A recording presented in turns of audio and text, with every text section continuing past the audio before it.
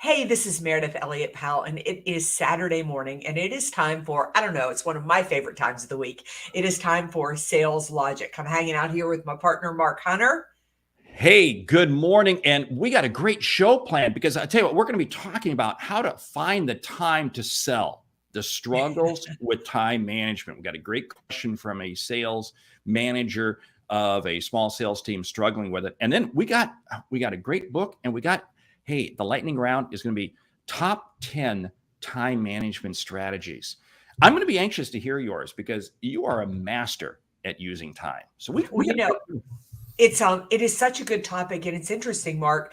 This week, this podcast finds us both at home, which is rare. And I know you've been in Seattle all week. I was in Madrid, Spain, and we spent a lot of time in the organization that I was working with in Madrid talking about time management. So this isn't going to be your typical conversation, but I'll hit the video and let's rock and roll. Prospect with integrity, we will get customers who have integrity. Integrity is the foundation from which everything is built on. You better understand value. But at the end of the day, sales is a relationship business. It is a people business. It is an emotional business.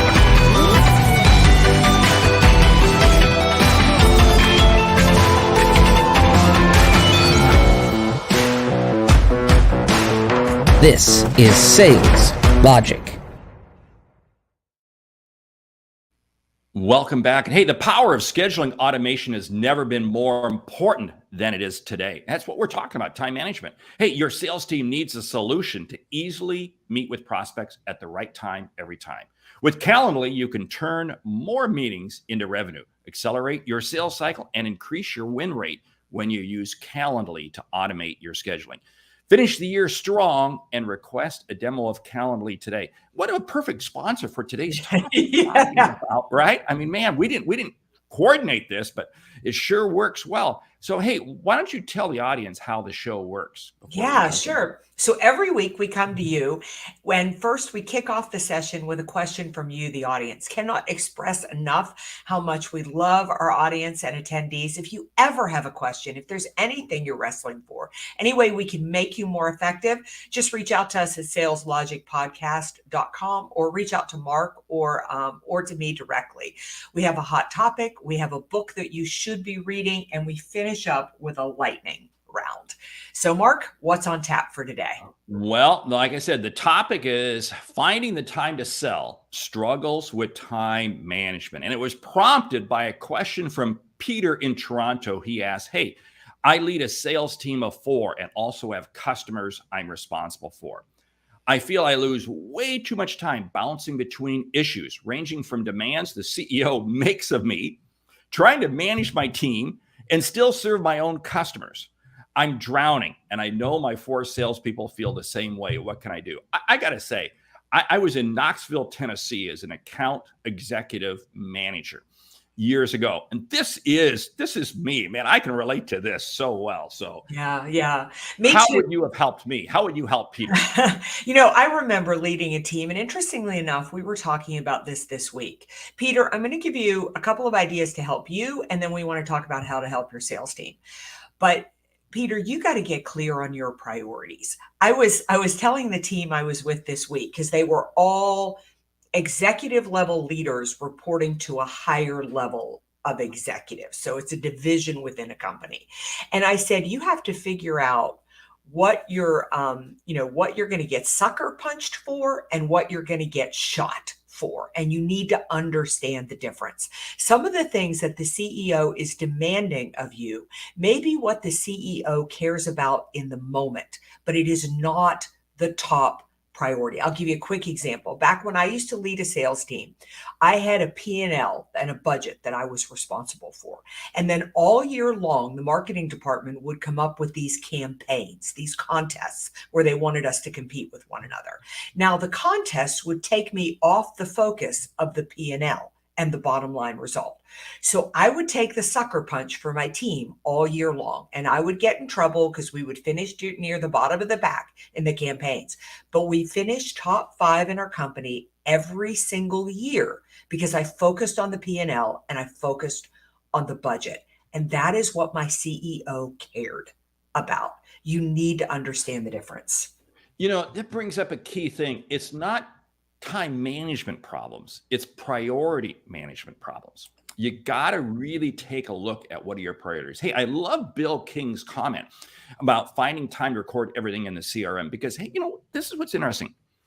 If you're using your CRM right, it's going to save you time. It's not going to waste your time. And this is, I think, a fallacy that too many salespeople, early generation CRMs, I'm going to go on a rant here. Early generation CRM systems, sucked a lot of time.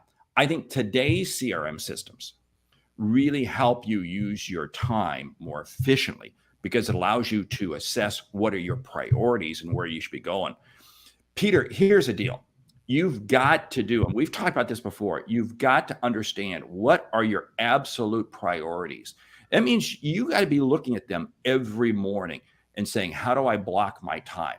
Because you can't afford to get distracted. You get distracted, you're going to be in trouble, Peter. And you know what? Your team is following you. Yeah. Bill, I'm going to answer this by saying, years ago, my nephew went on a Knowles leadership program to help him, excel as a leader. And he learned a really important lesson there that I think really applies to your question. And the lesson was easy now, hard later, or hard now, easy later. And the idea was understanding that if you do the work you need to do on the front end, your life is easier on the back end. Skipping what you need to do on the front end makes life harder, far harder on the back end. And finding the time to record in the CRM, nobody has time to record in their CRM. I mean, I'd much rather make sales calls and never have to take a single note. That would make my life so much easier. However, it's going to make my life really hard. And I know that because I was the person who didn't record their CRM. Every time somebody asks me if I could go back to the beginning of the business, if I could do something over, one of the top 3 things I say is that I would have used the CRM and I would have used it effectively right from the start. So I think it's, there's no magic bullet here, but every single time you make a sales call, the way you find time to enter in your CRM is you do it right then.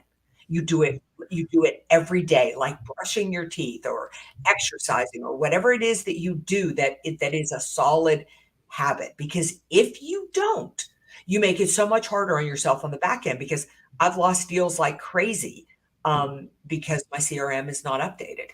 Oh, that is so key, so spot on, because what happens is the sale is made in the follow-up. Gee, I think that's your line. Yeah. And, you talk about, and you can't execute the follow-up right if you don't know what's already happened. Here's the thing that I'm also going to add, Peter. Peter, it is your attitude also. It was kind of funny, but the other day I had a client call me up, and it's a client I actually have an equity position in the company. So I'm an advisor to them and some other things. And it was like, oh man. And for a moment, I was sitting there drowning. How am I going to get this done? And then I realized, hey, wait a minute, this is an opportunity. I should be thankful that I have this client, that I have this seat at the table with this client. I should be thankful that I'm challenged on time. And it's amazing how it just suddenly changes your view on everything at that moment. Peter, I'll tell you what, your people are watching you much more than you realize. Yeah. The little subtle comments that you make, the little subtle things that you say, it plays loud to your people. So believe me, your people's time management skills are a reflection of your time management skills. Yeah, so true. I mean, if you act like you're stressed out, if you act like you're overwhelmed, they're gonna feel the same way. Thanks so much, Cliff. So glad you're here and glad that you liked the session. Here's another thing that really helps with time management, and that is managing customer expectations. Far too often we're overwhelmed because we have promised the customer something they don't even need us to promise. I had a sales call this week. and I was in Madrid, Spain. I had to work the entire next day, and then Friday I was flying home. And the sales call resulted in me needing to put together a proposal. And rather than say, I'll have that proposal to you right away, I just said, I'm with a client all day tomorrow. I'm flying home from Madrid on Friday. Would it be all right if I did the proposal Monday? Here was their response. There's no rush. We're not going to do this session till March. We're pretty sure we're going to hire you. Just get it to us by the end of next week. Now, that helps me start to measure and prioritize in my own schedule what has to be done immediately and what doesn't have to be done immediately. So get a feel for your customer. Far too often, they've got so much on their plate that they don't need you to send that information to them right away anyhow. But I want to keep my schedule free because as new requests come in, I want to be able to respond to those immediately. So I need to manage customer expectations effectively. And that plays in perfectly to this comment. I hope I'm pronouncing the gentleman's name, Rehan, in terms of, don't over-inform the client, because again, you can sit there and spend too much time. And you brought up something else that I find so critical, and I love it. You got to leave white space on your calendar for new opportunities that come in. This is what I think hurts more organizations. They get stressed out. They absolutely have an absolute 100% full calendar. And as a result, new opportunities come in and they don't see them because they're so caught up in the moment. And again, it comes back to organizing your time, having your priorities set right. So, hey, why don't we kind of shift over and let's talk about that whole topic, finding the time to sell, struggles with time management. I got a quick story to share. I had lunch with this week with a VP of sales, and I've known the gentleman for a long time. He is absolutely a rock star. And we sat down for lunch and he said, I shouldn't be eating lunch because I've gained 8 pounds. I haven't worked out in 6 weeks. And I go, hold it. This is a guy who is like as committed to a schedule as I've ever seen. And I said, what happened? He said, this place, we happen to be eating in the company's cafeteria. And he said, I finally got back into working out yesterday and I'm sore. But he said, I fell off the wagon in terms of my schedule. I allowed emotions to take control of my schedule. Wow. That came from a VP of sales of a very prominent company. Yeah, which I think is, easy to happen, right? I love this. I love this question because I think what we're really talking about is if you want to manage your time, you need to start to learn to manage your energy. I know, Mark, you and I are really both very dedicated to working out and very dedicated to our personal lives. I mean, whatever it is that, you like to spend time with your grandkids. I like to play a lot of golf and tennis with my husband and with my friends. And far too often people put work above health and above relationships or just me time. Here's the problem with that is that you only have so much energy, X amount. And if you do not replenish the tank, then you don't have enough. You're actually more effective the better you feel. I feel like if I run and go play tennis for an hour and a half, or Rob and I spend an hour and a half together, I can come back and work better because I'm not thinking in my head, oh my God, I should work out. Oh my God, I should be spending time with my husband. Oh my God, I haven't talked to my friends in a long time. If you fill that part of your tank and you feel better, you can actually work more effectively. Okay, so the question is, have you worked out yet this morning? Yes, I have. Oh, good. Okay, because I have to. Okay, good. See, now, audience, pay attention. We don't mean that to boast, but we say Not that at all. because we keep a schedule. We absolutely keep time management is about having a routine and being focused. And again, when you're on the tennis court, you're dialed into playing tennis and you've tuned out everything else. And that's another key thing. You've got to be able to turn it on and turn it off. That's the way you preserve your energy. Again, being 24/7, and you and I can both be charged guilty of working too much, but we have a balance because we also do turn it off to do other things, period. And you've got to understand that. And again, that's a problem. You know, the Elon Musk syndrome, I call it the founder syndrome. This is what founders of companies do. They are so obsessed with it, with their work, that they literally fry themselves. And I think we're seeing that a little bit with Elon Musk over it. But okay, we won't jump down that rabbit trail.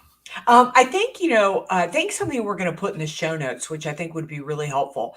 It's an article that I always make all of my coaching clients read. It's called The Corporate Athlete. It was in Harvard Business Review a few years ago. And the idea behind it is, if you don't feel good in every aspect of your life, then you're not going to be as effective as work. And Mark, I would argue that VP of sales that you had lunch with is just getting back on track to being effective. I mean, obviously, it's bothering him that he has gained 8 pounds. It's bothered him that he doesn't feel good. And that is sucking away the energy that you need to do your job and do it effectively. Yeah, I love the comments coming in. Cliff's comment, that I must be on solid foundation. Yes.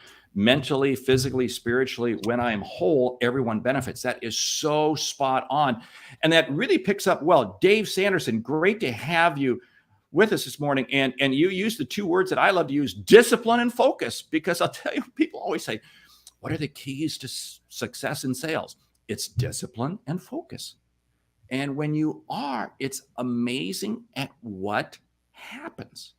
And again, this is what this VP of sales, he allowed himself to become emotional. And this is where I think time management falls apart, when we become emotionally attached to our challenges at hand.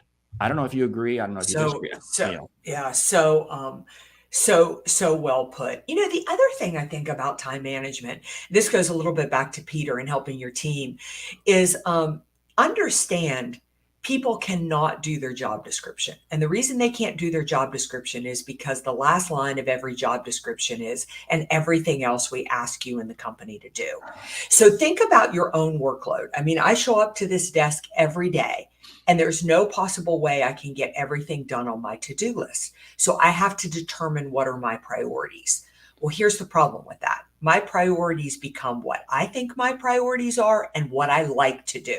So Peter, what do you think the chances are that your sales team is prioritizing exactly what you want them to prioritize? Don't answer that. I'll tell you, it's slim to none. So everybody has a job description, but you need to tell them what are the top 5 priorities. The CEO that I was with this week said it so well.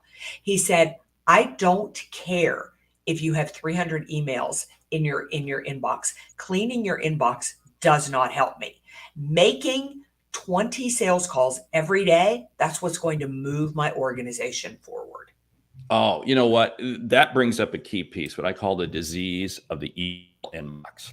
People look at the email inbox and they become infatuated with it. And you got to ask yourself, is that bringing you revenue? But people sit there and say, I want to clean it up. I want to clean it up. I want to clean it up. Is that bringing you revenue? You have to be dialed in on your priorities. I mean, it comes back to this whole thing that if you don't set your goals right and continue to ask yourself, what are the activities I got to be accomplishing today to accomplish that goal? Guess what? You're gonna wind up everybody spends the day achieving goals. The question is whether or not they're your goals. They may be somebody else's goals, right? Well put. And as a leader, you have to get them focused back on your goals, because people are basically making decisions all day long. I can do this, I can't do that. And you want them making the choice of what they can't do based on what's going to move the needle in the organization forward. That also is more rewarding for them. I believe, Peter, your entire team wants to be successful, but you've got to clue them in on what they can let go.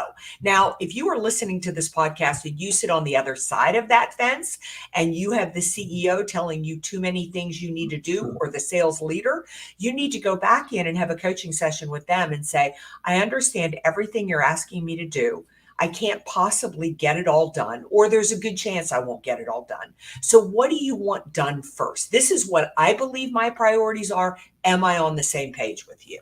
I love that. And that brings up a second piece of this conversation I had with the VP of sales. I said, okay, so what gives? He says, well, here's the deal. I was allowing myself to be held hostage by the CRO and the CEO.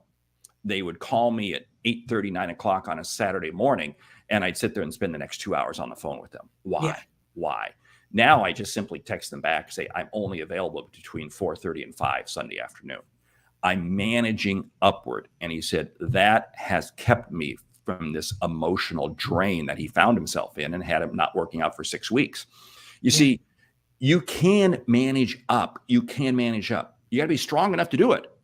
But you got to, because otherwise, guess what? You're going to fall victim to just being a gopher out there, taking care of everything else out there. We got great comments coming in from a lot of other people that we're not able to get up on the screen, but we got to jump into the book. And before we do that, let me remind you about Calendly. Accelerate your sales cycle and increase your win rate when you use Calendly to automate your scheduling. It's the tool we use to manage our work days and achieve our sales goals. I know you made the comment, you have really migrated to it and you absolutely love it. So, hey, the book this week, Keith Rosen. Do you know Keith Rosen? I do know Keith, but I've not read this book. I tell you what, this is a sleeper of a book.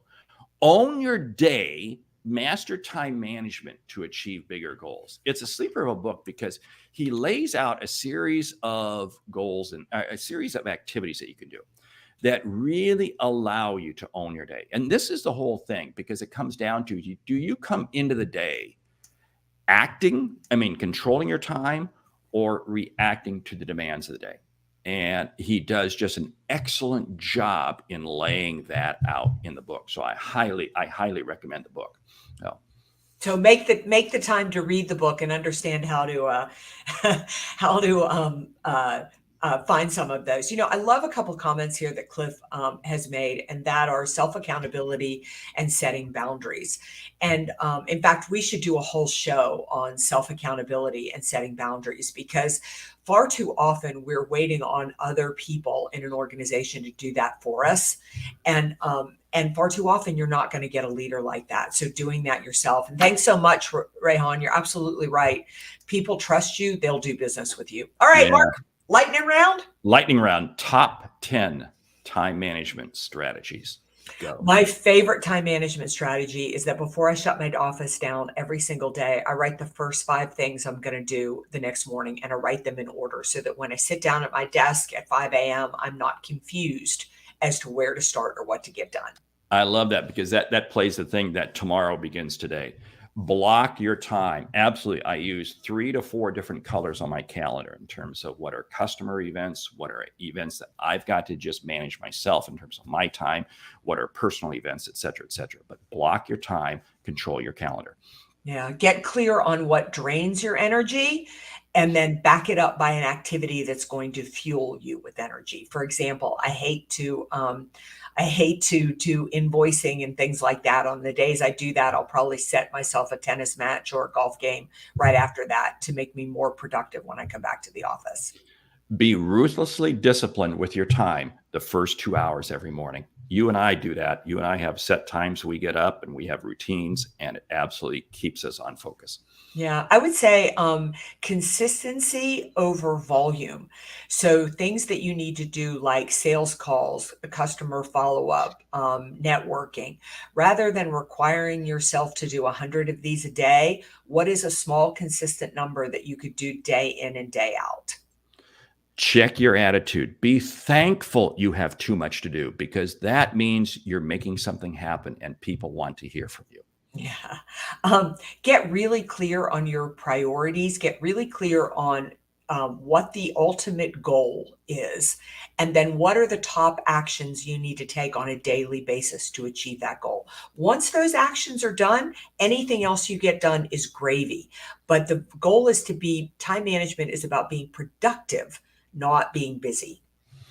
Don't schedule your calendar 100%. I know it becomes easy, and I know we fall victims to it, but you've got to allow white space. And that white space may be the fact that you've got 1 hour meetings set up, but you're going to cut them off at 50 minutes after the hour, just to give you 10 minutes to recalibrate, reset before you go into your next event. Yeah, manage everybody's expectations around you. Cliff will make sure that we get some other show notes to you, but Cliff said it really well when he said self-accountability and setting boundaries. I don't care if it's the CEO, I don't care if it's the chief revenue officer, I don't care if it's customers. You're going to be surprised how often people are asking things of you that they don't expect you to do right away. You start to control and you start to manage that. Great. Hey, I'll share one more. You share one more, and we'll close the show down. Be thankful for the work that you do. And at the end of every day, look back on it and say, hey, I'm pleased. I'm proud of what I was able to accomplish. And you use that to pick up on what Mayor said at the beginning, to calibrate yourself and set yourself up to win for the day to come. The next day. Yeah. Protect the things that fuel energy into you. Never feel guilty about going to watch a kid's soccer match, spending time with your significant other, having dinner with your parents, or getting exercise.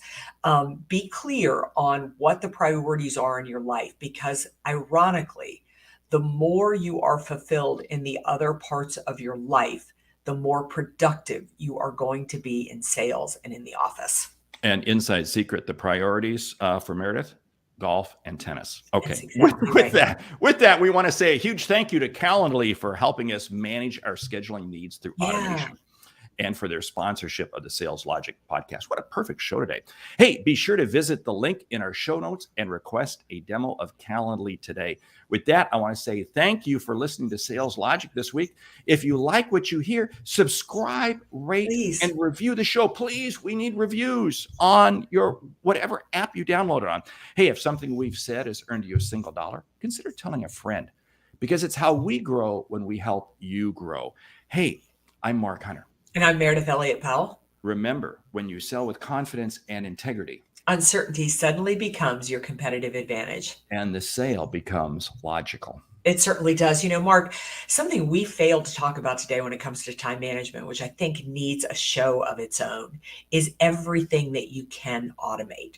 So, and Calendly is such a big piece of that. I want to thank the audience again. I don't know what we would do without you. You are amazing. Such wisdom that comes from our audience members getting on here and sharing. And please remember, if there's anything that we can answer for you, something you want us to focus on from a show perspective, just reach out to saleslogicpodcast.com. Now go spend a little time putting energy in your tank and go close a deal. We'll see you right back here next week for another episode of the Sales Logic.